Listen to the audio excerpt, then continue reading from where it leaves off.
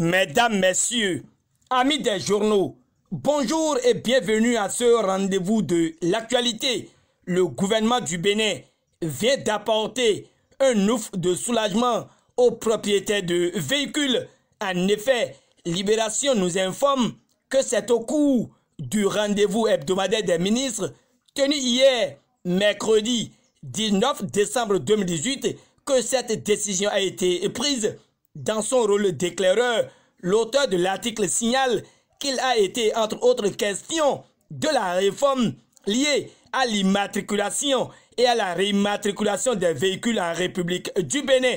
À ce sujet, les Béninois retiennent que Patrice Talon vient une nouvelle fois de révolutionner le secteur du transport. Ainsi exposé, Libération notifie que désormais, à compter de la date du dépôt du dossier, le délai maximum pour obtenir sa plaque d'immatriculation est de 24 heures. Les 4 vérités confirment cette information, mais signalent pour sa part que des décisions relatives à la réfection de plus de 3500 km de pistes rurales est programmée. Dans son résumé des décisions issues du conclave hebdomadaire d'hier, les 4 vérités notifient que Parakou sera bientôt équipé d'une station de traitement de boue de vidange.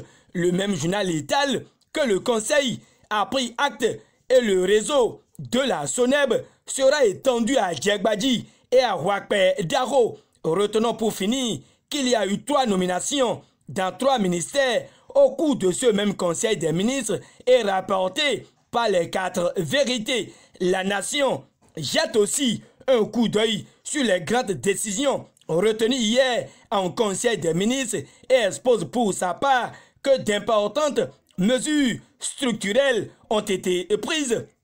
Une pléthore de mesures sociales pour soulager les Béninois en 2019, ajoute le révélateur. Mais Kinikini déterre que le livret de bord sera supprimé dès 2019 avec une économie de 4 000 francs CFA sur chaque opération. Hier, il n'y a pas eu que le Conseil des ministres et Fraternité rapportent que le chef de l'État a aussi échangé avec les partenaires sociaux.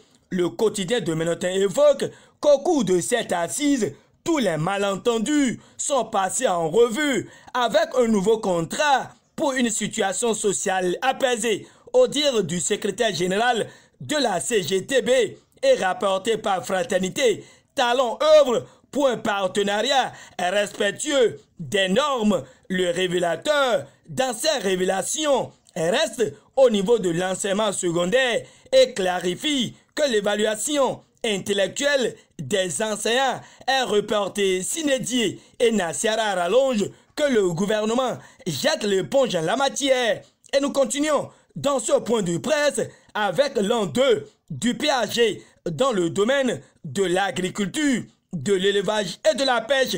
À en croire le matinal, le gouvernement, par l'intermédiaire du ministre Gaston Dossoui, a initié des réformes et les met en œuvre. Le défi d'une génération n'oublie pas de mettre l'accent sur les nouvelles techniques culturelles appuyées par un investisseur massif en vue d'une relance rapide de l'économie. On produit des rendements encourageants. Ainsi, de Pobé à Sinandé, en passant par Parakou et Grand Popo, le matinal relate que l'espoir renaît. Le vent de l'an 2 du PAG ne laisse aucun secteur indifférent. C'est ainsi que le potentiel attire notre attention sur les réalisations dans le secteur des petites et moyennes entreprises. Ici, c'est le comble. Et déjà, le journal de Atik Pator relate que les promoteurs décernent un satisfait à Talon. Ici, aucun satisfait pour l'instant, car plus les jours s'égrènent, plus les révélations s'enchaînent et l'informateur observe le procès ICC Service et voit que c'est une affaire de parole contre parole en attendant l'expression du droit. Oui, c'est vrai, ça se dit et se dédie, clarifie Matin Libre, ouverte depuis ce lundi. Kinikini s'intéresse au 3e jour de l'audience dans l'affaire dite ICC Service. Trop d'amalgame, s'exclame le confrère Nassiara dans une interrogation, cherche à voir ce que cache la familiarité entre les escrocs et la cour. En attendant la réponse, le journal n'y note qu'une mise en scène bien préparée et la cour de répression des infractions économiques et du terrorisme fait son show à la radio, martèle la dépêche. Ce qui étonne l'Afrique en marche, c'est les 27 milliards emportés dans un hélicoptère. Et le canard se demande si c'est une affaire à dormir debout. Fraternité aborde le même dossier ICC Service et signale que Victor Topanou et Armand Zizinokwe éclairent la cour. Mais celui qui est vivement attendu à la cour de répression des infractions économiques et du terrorisme criette pour s'expliquer, c'est bien l'ancien président de la République, le docteur Thomas Boni Yahi. À cœur joie, l'autre vision aurait voulu que l'homme abandonne sa toge d'ancien président et de venir apporter sa part de vérité dans cette affaire dans laquelle il est cité comme le cerveau principal.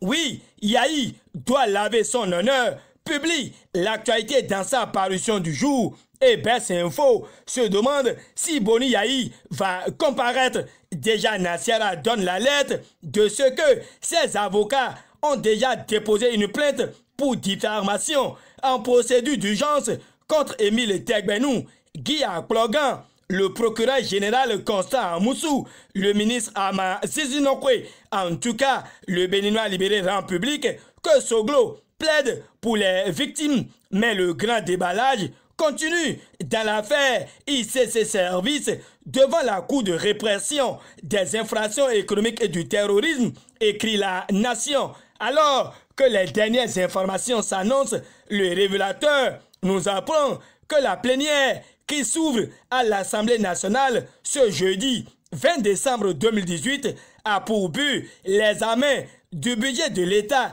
exercice 2019. Retenons aussi que l'Union sociale et libérale et les partis alliés sont en conclave à grands propos pour approfondir la réflexion commune de l'opposition sur la situation sociopolitique du Bénin.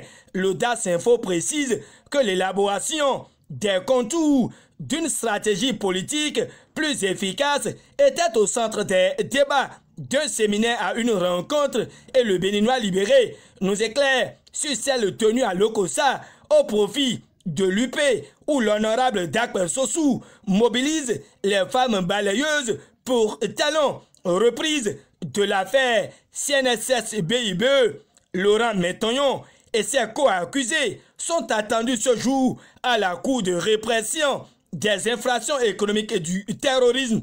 Et c'est la dépêche qui prend la queue des informateurs de ce jeudi 20 décembre 2018. Gutenberg Sohou vous remercie de votre fidélité à ce clin d'œil quotidien.